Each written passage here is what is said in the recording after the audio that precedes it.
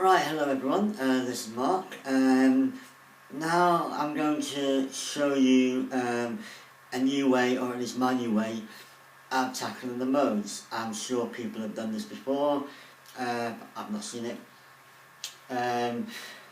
Basically, I call it the 3 and 4 pattern. I'd only go to this after you've learnt the modes. It's a way to see them a little easier, to use them a little easier. I'm not really recommending it as a way to learn them, although it could be a way to get into them, I suppose, and maybe make them a little easier. I'll take it from the C, because I think that's what, well, no, I'll take it from the G first, and then maybe from the C later. There's a reason for this. Right, okay, the 3 and the 4, so what's that? Okay, if I'm looking at the G major, basically it's going to have a shape in it that every mode will have the same shape, just in a different part of the mode. For me, that's the essence of it, because a mode is really just a major scale played with a different shape. So the 3, we look at the G, 1, 2, 3, G, A, B, and then we have 4 here, 1, 2, 3, 4, the G concludes there. So 1, 2, 3, 1, 2, 3, 4. Okay. Now, the reason I chose the G and not the C is because that of course has an octave. So if we got 1, 2, 3, 1, 2, 3, 4 here, then we start again there. 1, 2, 3, 2, 3, 4. And there's a G. Okay. A nice thing about this is the 3 and the 4 both start from the same place. So you see, 1, 2, 3, 1, 2, 3, 4. Okay. Coming down, have a look at this. 1, 2, 3, 1, 2, 3, 4. Okay. There's the 3 on the octave. So 1, 2, 3, 4, 3, 2, 1. 1, 2, 3, 4, 3, 2, 1. Okay. Now, how does that help you with the modes? Well, basically, every single mode will have that same pattern within it. I go back to the C now. Okay, so if we're looking at a D Dorian, which is the second note of the C scale, D, well, of course, it's going to start from there. We want to have no odd Dorian mode. Okay, if you go for them, I'm not trying to teach you them right now. I would say the modes reveal course, go there. If you can't follow what I'm doing there, I don't expect you to, especially if you've not seen this before. I would recommend the modes reveal course from start, and especially the workbooks, which show you the fingering in all 3 positions. And as Scott says, you can link them up to form the mode around the neck. Same principle with this, really.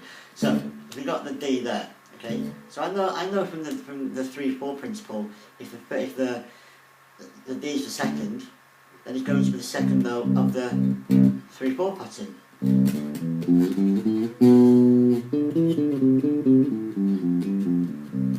Okay, so 1, 2, 3, 1, 2, 3, 4. I don't necessarily need to do that. I just know I've only got 1 here, and then 3 here. But then I can start from 3 here again. Okay?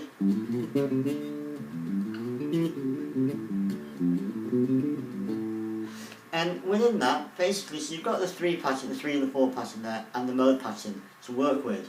And of course, the third way, you've got the chords within the mode. In the Dorian, for example, it's the minor key.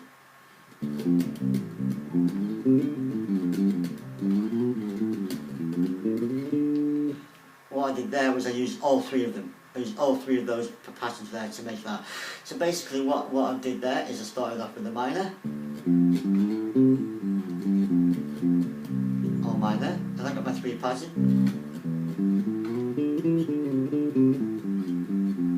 And the mode. Oops, very close. There's all different ways of seeing that mode. You're linking it up, you've got different patterns around the neck. If you know your different major scale patterns, your different chord fingerings, again, Scott has a course on that. I would say go there rather than, that's not what I'm trying to look at here. So we got our chords to make licks out of the modes.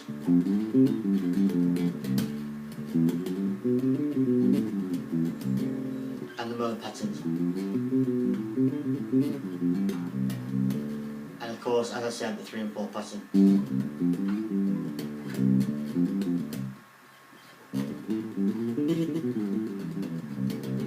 Okay, you can see that all around the neck. You can see that. So to take it through, if I'm looking at, I won't go through all the modes here, but if I go for the Phrygian, for example, that's at the end of the, I know that's the third, so I go down to the C from there, and the 4 from there, 1, 2, 3, 4, 3, 2, 1, 1, 2, 3, 3, 2, 1, 1, 2, 3 there. And of course you've got your Phrygian scale. And then your minor. And you have your 1, 2, 3, 4. And the actual Phrygian scale.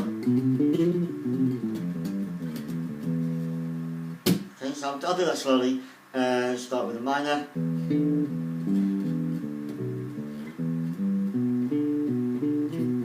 Then the 3 pattern.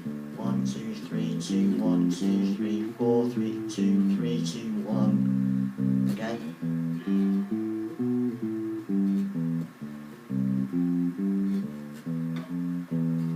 Okay. And of course your Phrygian scale.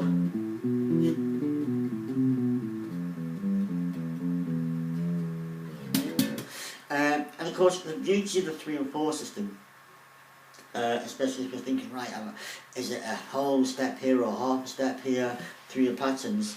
At the beginning and end of each one, you have half a step naturally, because if it's whole step, whole step, whole step, whole step, whole step, whole step, that has to be a half. Coming from the F, that has to be a half to the E. The same from the C, that has to be a half to the B. 1, 2, 3, and that has to be a half there. Look at one more, Locrian. I'll take this from C. No, I'll take this from B. It's this from C. The Locrian. Again, there's your Locrian. The actual scale. And the minus 7 flat 5.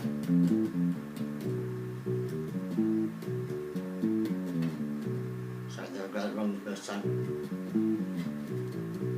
Okay, you know, if that's from the C, then the 3 pattern actually begins at the next note. So the B, Locrian is the 7th of the C scale, so it's half a step down.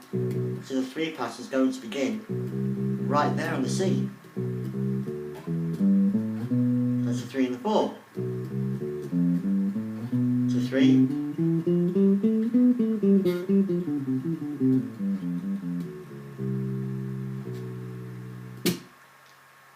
Played a chromatic though there, I didn't exactly mean to, but it still works. Yeah, okay. So that's basically it.